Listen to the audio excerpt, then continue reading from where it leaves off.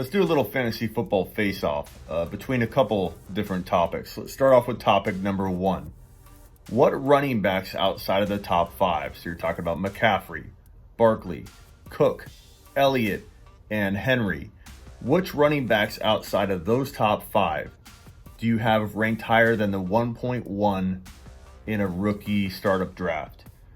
You can't go, oh, well, it may be on landing spot here. I'd like this guy, depending on where they land. No, tell me right now, if you had to make the trade or value the two, a player versus the 1.01, which players outside of those top 5 would you take over the 1.1 if I offered it to you right now straight up in a dynasty startup?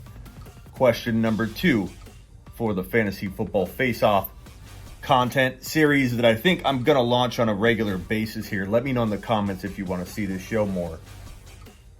Where do you take Lamar and Mahomes in 2020 fantasy football? It is very funny to me when one or two games can change and alter the outlook, the fantasy outlook of a player like Mahomes and like Lamar. 3-4 weeks ago, nobody was ranked as high as Lamar, and there wasn't a QB anybody would even consider over Lamar in 2020.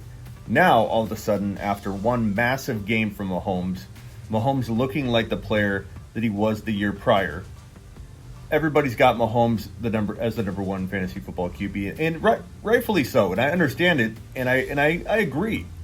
But my question is, Mahomes was a locked-in 3rd or 4th rounder 3 or 4 weeks ago, and Lamar was being talked about, even though a lot of people get mad over this topic, Lamar was being talked about as a top 12 overall player in non-2 QB leagues, in 1 QB leagues.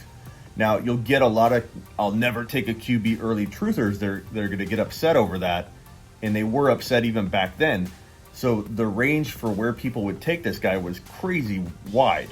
You had people willing to take him number 1 overall or in the top 8, top 10, and people saying, I don't take a QB no matter who it is before round 5 or 6.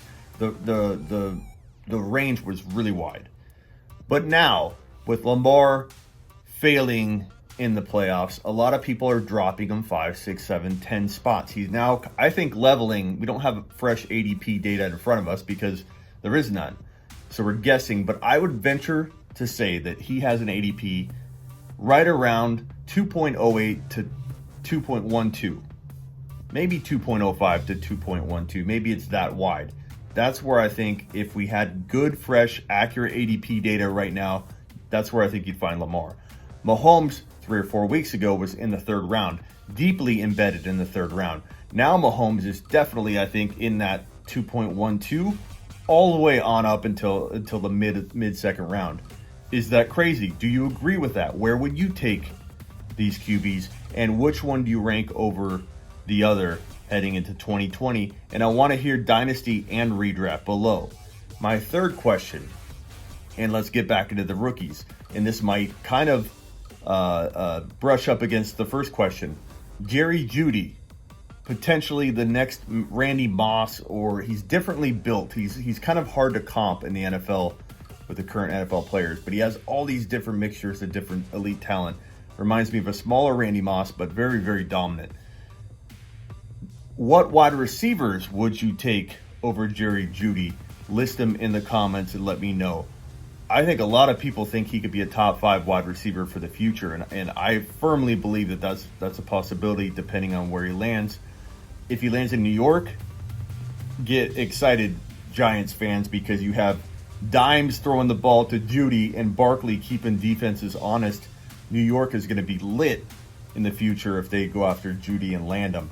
But I'm very curious where you rank Judy in your fantasy football mindset for 2020 and for Dynasty. Let's focus a lot on answering these questions from a Dynasty perspective below, but hit me with both redraft and Dynasty. Face-off time. Comment away.